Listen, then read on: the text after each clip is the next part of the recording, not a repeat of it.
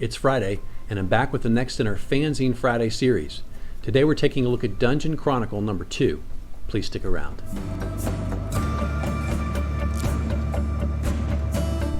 I'm AZ Mountaineer, and this is our channel, Old School Rules, where we celebrate the community of old school gamers and grognards who like classic RPGs, miniatures, magazines, and everything that goes with it. Each week on the Fanzine Friday series, take a fanzine from my collection off the shelf for a closer look, and today that's Dungeon Chronicle number 2 from 1976. Hope you enjoyed the video. As we do each week on the Fanzine Friday series, we're going to take a detailed look at this particular fanzine. This one is Dungeon Chronicle number 2. It's on 8.5 by 11 size paper.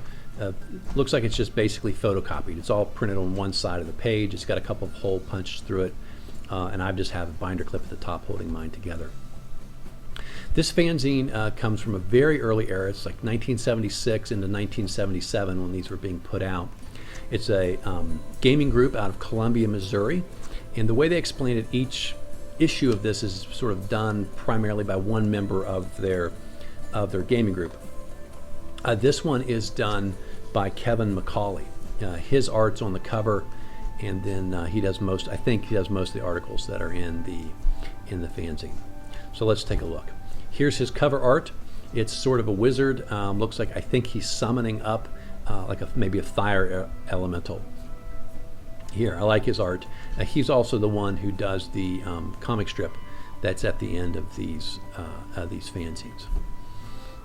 Here's our table of contents. I have to mention, I'm missing about 4 or 5 pages of this that just frankly aren't in my copy of this. So I think I missed the first couple of pages, and I start on page 3.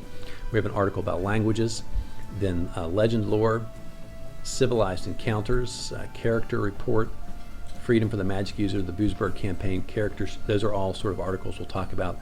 There's a sample character sheet, which we'll take a look at, a page of new magic user spells, character bonus listing, which is a new proposed system of rules for bonuses for your character, for your stat attributes, that in their idea is it's different based on what class you are. So we'll take a look at that. And then finally we have the Klutzo Kobold comic, which is in all of these. It's several pages. I think it's like 6 or 7 pages long. Last time around I showed you guys detailed view of those comics. I'm not doing that this time, but if you guys want to see it, let me know. I'll throw it up there on a separate video if that's something people enjoyed. I'm not sure whether that was something you all thought was worth the time or not. We have 4 contributors. Again, most of the articles don't have individual attribution, but a few of them do, and so when they do, I'll try to mention that. I did learn that apparently Paul Young has this thing he likes to do. I remember last time I called him Paul Young White Hawk. So apparently what he likes to do is say Paul Young, then a color, and then some different type of bird. And every time his name appears in here, he's picked a different color and a different bird. So now I figured out why his name seemed so odd the last time around. Here's the first one, languages. And their suggestion is they divide all the languages into different categories. You can see the categories: humanoid, near human, animal, semi or non-intelligent, intelligent or undead.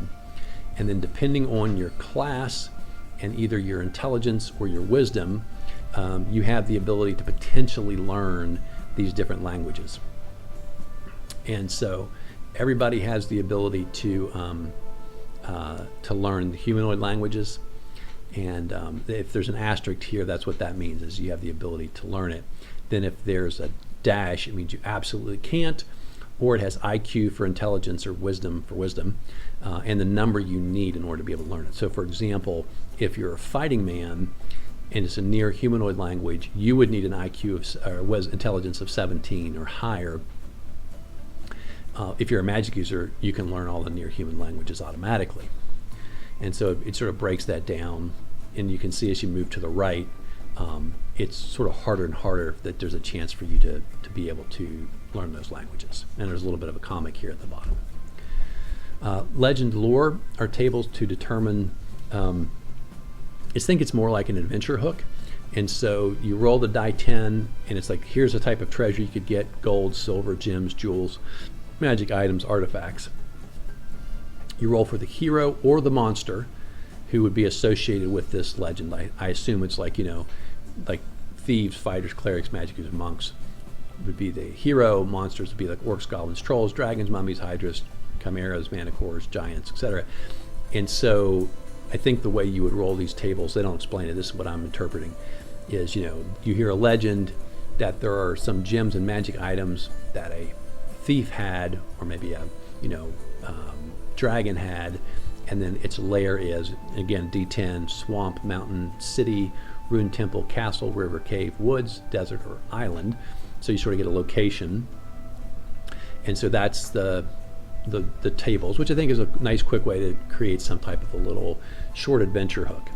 And then they have some tavern names here for you. They have die 10, I guess you could randomly roll, when someone's going to get near a tavern to see what that might be. Again, so just nice little tips to help a dungeon master. And then I think I'm missing a couple of pages, so it's called Civilized Encounters. I think I'm missing the lead in, but again, it's more random tables. And this would be for a random encounter, and they give you, like on a civilized road, D10, here's what you're going to run into. I imagine there were probably different tables that came earlier in the article for different locations, types of locations on a wilderness map. And then if you have just a totally random miscellaneous encounter, it could be a bard, bandits, prophet, traveling circus, poets, dervishes, brigands, high-level character that you would encounter along the way.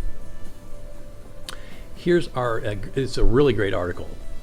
This is statistics report for this guy's campaign.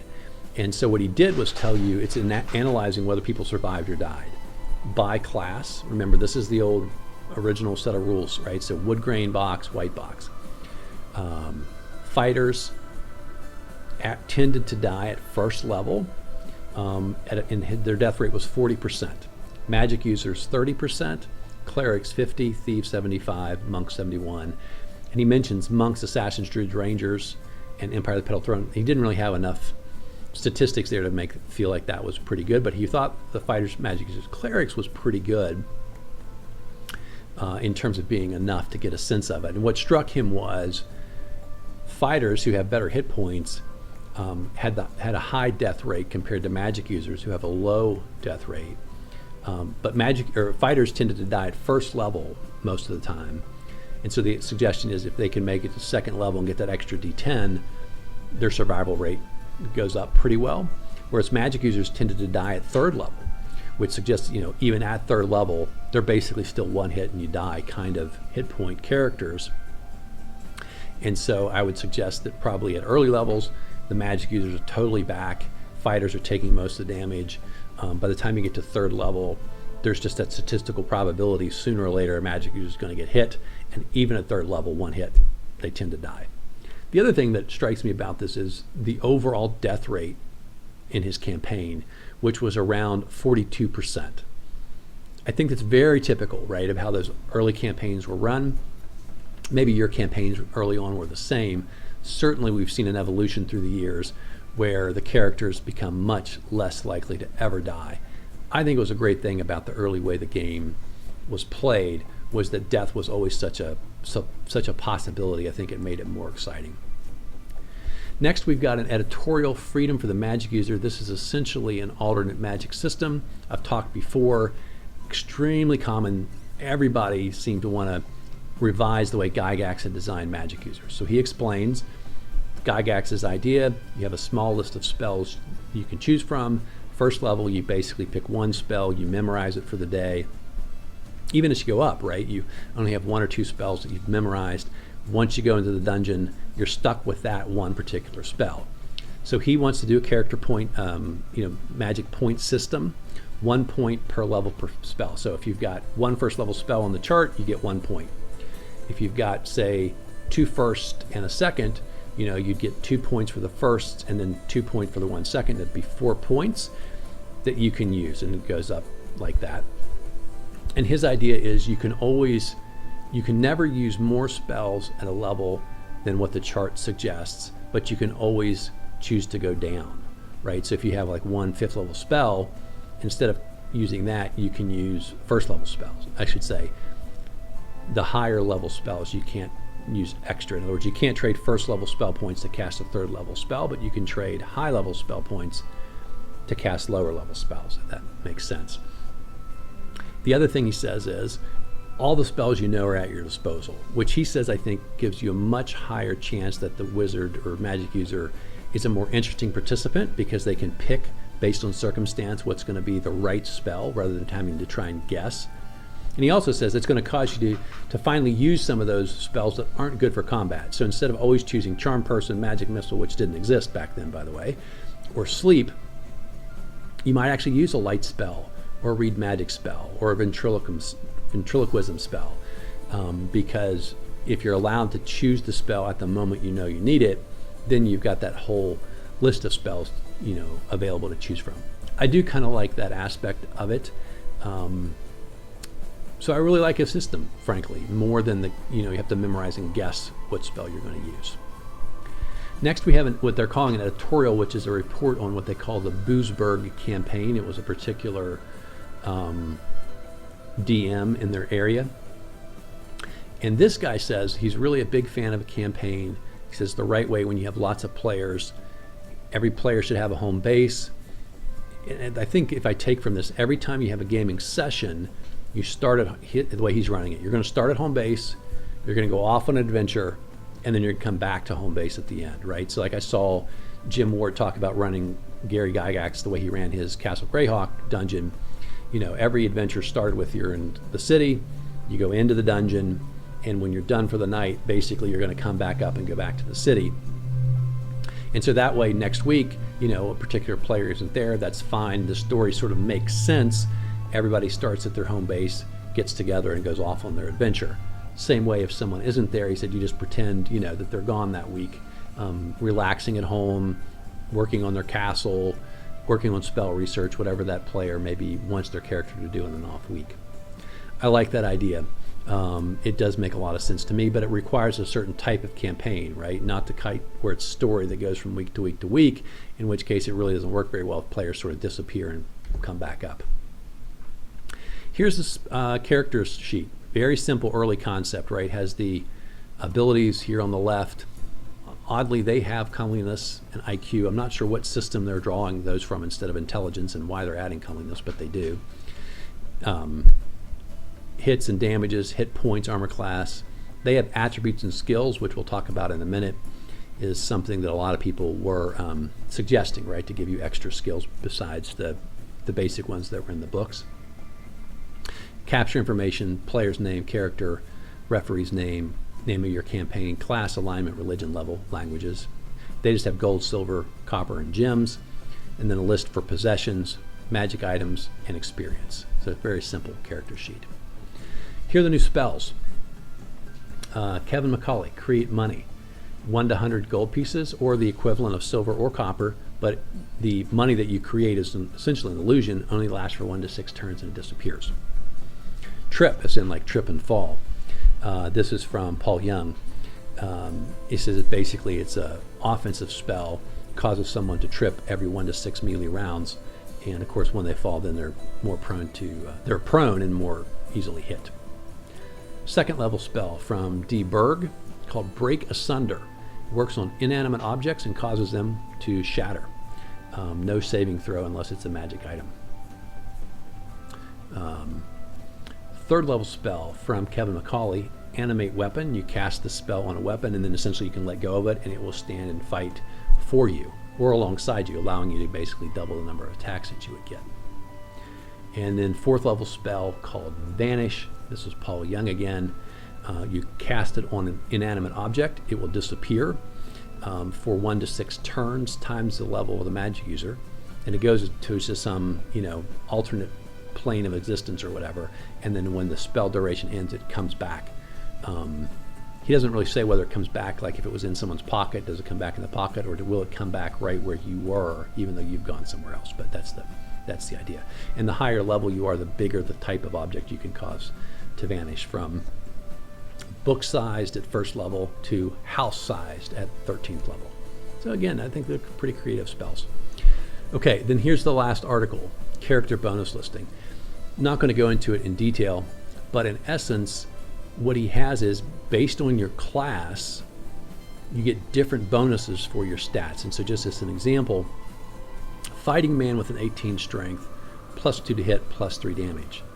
Magic user with an 18 strength, +1 to hit, +1 damage.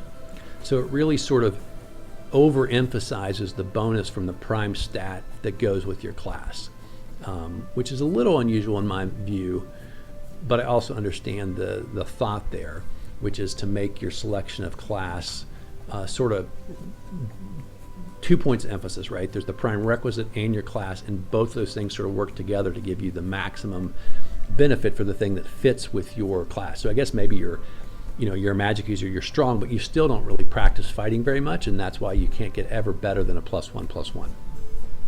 It also affects your languages, bonuses on hit dice, bonuses to hit with missile weapons, bonuses to armor class, and bonuses to reactions. And so, anyway, I thought it was a clever idea. I'm not sure, that you need to double emphasize things like that, but it shows you early on that people were thinking about that kind of thing a lot. And finally, we have the comic is back. These comics are not PG, I don't think. My estimation, based on the content, the drawing, and the subject matter, they get a little raunchy. But this is Klutzo Kobold, the Kobolds Go to Town. And I said, this is 8 or 9 pages, I think, here. So that's it for Dungeon Chronicle number 2. I think these are fantastic. They really give you a flair of how people in their individual home campaigns were coming up with their own rules to flesh out what was in the original rule system. I think these guys do a fantastic job. This is a very early product with not a lot of other ideas of how to put fanzines together. The art's good. The articles are interesting. A really great flavor for what's going on, and a lot of fun to look at. Hope you guys are enjoying the series. Hope you're subscribed. Tell your friends to give us a look, and hopefully they'll enjoy what we're doing here on the channel. Have a great weekend. Hope you get a chance to do some gaming. And until next time, my friends, keep rolling 20s.